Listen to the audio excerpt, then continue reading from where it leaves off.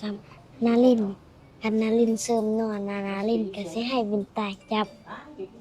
คันเสริมนอนล่ะสิให้มินตาจับบ่สิวะแม่นคันบ่ให้จับเด้บ่เป็นนอหยังหันต้องเป็นของ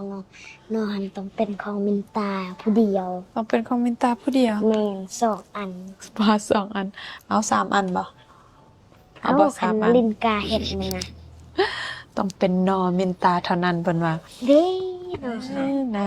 เพราะว่าตอนนอนเพิ่นมักจับเด้เพิ่นว่าคันนารินไปอันเสริมนอหั่นน่ะยังใช้มินตาจับบ่เพิ่นว่านี่เว้าแล้วก็จกอีกแล้วทุกคนเนาะจะได้จักปีแล้วนี่7นี่7ปียังจับนออยู่ทุกคนยังจับนอยังดมนอทุกมื้อทุกคนแล้วก็หลายคนก็ถามว่า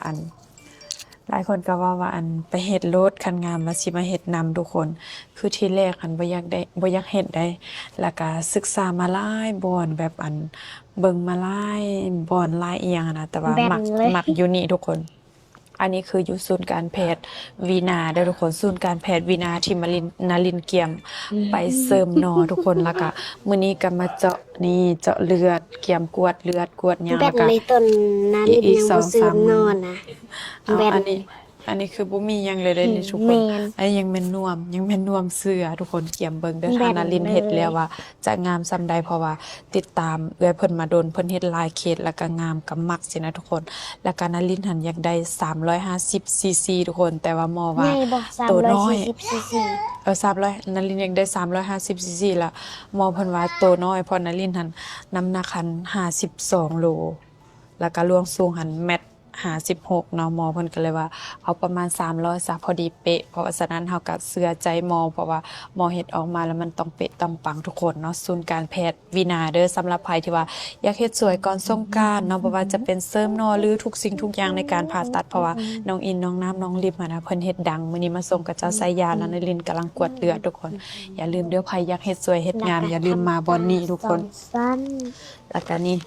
คอลลาเจนและกูตาเด้ออยากผิวขาวใสให้ทันสงกรานต์ต้องคอลลาเจนและกูตาทุกคนเบิ่งผิวแต่ก่อนนะผิวนารินกับมินตาซ้ำกันแต่ว่าเดี๋ยวนี้เ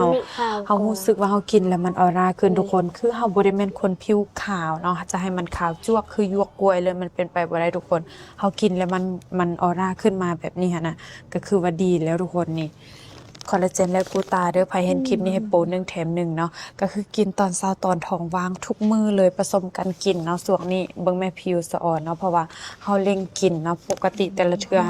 เฮากินวันเว้นวันบ่แม่นว่าอันนั้นกินทุกมื้อก็ได้แต่ด้วยความที่เฮาขี้คร้านแต่ช่วงนี้ใกล้สิฮอดสงกรานต์แล้วก็อยากใส่เครื่องโซใส่เครื่องซันสินะอยากให้ผิวใสก่อนสงกรานต์ต้องจัดเด้อคอลลาเจนและกูตาให้โปร1แถม1จ้า